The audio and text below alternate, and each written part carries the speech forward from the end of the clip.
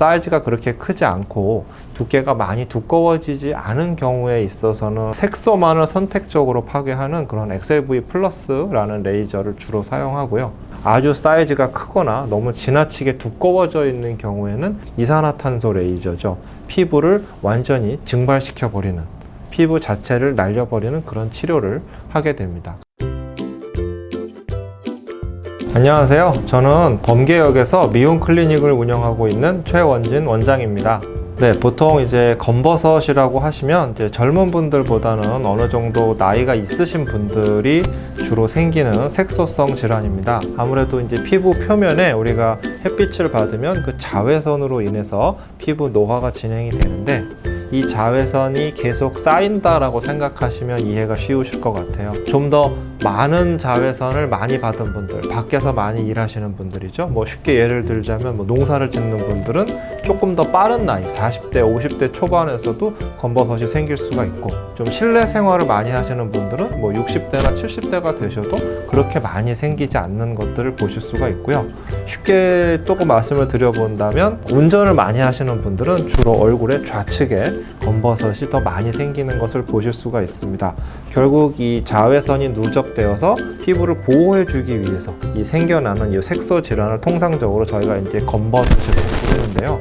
치료는 그 정도에 따라서 보통 저는 두 가지 정도를 하게 됩니다. 사이즈가 그렇게 크지 않고 두께가 많이 두꺼워지지 않은 경우에 있어서는 저 같은 경우에는 색소만을 선택적으로 파괴하는 그런 XLV 플러스라는 레이저를 주로 사용하고요.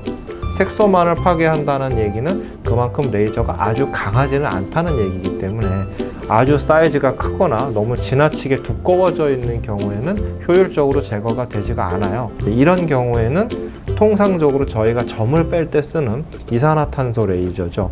피부를 완전히 증발시켜 버리는, 피부 자체를 날려버리는 그런 치료를 하게 됩니다. 그래서 크게 두 가지로 나눠서 치료를 한다라고 보시면 되겠습니다. 보통 이제 연고 마취를 하고 하시면 크게 힘들지 않게 하실 수 있다라고 말씀을 드리는데요.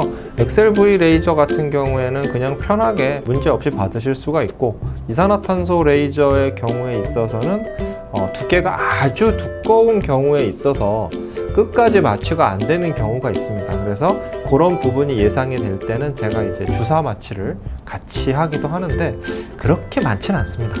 그런 부분은 이제 제가 직접 보고 말씀을 드려야 되는 부분인데요. 흔히 이렇게 쉽게 만져보셨을 때, 손으로 만졌을 때 걸리는 느낌이 별로 없는 부분이 있고, 만졌을 때 뭔가 이렇게 두두둑 하고 걸리는 부분이 있다, 확연히 느껴진다면 그런 부분은 사실상 거의 XLV로는 안 된다라고 말씀을 드려야 되겠죠. 하지만 정확하게 말씀드리자면 제가 봐야지 설명을 드릴 수가 있겠습니다. 나이 드신 분들은 다 있을 거라고 생각이 되죠. 예전에 해드린 적이 있습니다. 이제 사실 500원 정도 되면은 사이즈는 꽤 큰 축에 속합니다. 근데 이제 이것이 두껍냐 두껍지 않냐에 따라 달라지는데, 사실상 제일 쉽고 편하게 하는 방법은 이산화탄소 레이저로 한 번에 싹 벗겨버리는 것이 좋기는 한데요. 이런 경우에 문제가 뭐냐면, 이산화탄소 레이저는 피부를 손상시킬 수밖에 없기 때문에 손상된 피부가 회복이 되는 시간이 필요한데, 검버섯이라는 게 이 젊은 분들이 아니라 나이 드신 분들한테 많이 있다 보니까 이 회복하는 데 시간이 몇 개월, 긴 분들은 6개월 이상도 걸리는 경우가 있어서, 저 같은 경우에는 우선 너무 두껍지 않다면 통상적으로는 XLV 플러스 레이저를 가지고 시술을 해보고, 그걸로 되지 않는 부분을 다시 한두 달 정도 이후에 이산화탄소 레이저로 제거를 하는 방법을 추천을 드리고 있습니다. 일단 딱지가 생기고 나면, 딱지가 생기는 부분이 조금 눈에 띌 수도 있지만 원래 아무것도 없던 부분이 아니라 사실 검버섯이 있던 부분이기 때문에 그렇게 큰 차이가 나지는 않습니다. 그래서 크게 일상생활에 지장을 받지는 않고요. 조금 더 신경 써 주실 것이 있으시다면 오히려 딱지가 떨어진 뒤에 약간 붉은색 속살이 드러났을 때 이때 선크림을 잘 써 주셔야 되는데, 그 부분이 사실 잘 안 돼서 회복이 지연되는 경우를 제가 꽤 많이 봤습니다. 습윤 밴드를 붙인다라는 건 저희가 이제 상처가 났을 때 딱지가 생기지 않고 피부가 재생이 될 수 있는 과정을 유도하는 건데요. 그래서 저희가 이산화탄소 레이저를 사용을 했을 때는 수분 밴드를 붙입니다. 왜냐하면 피부 표면이 파괴됐기 때문인데요.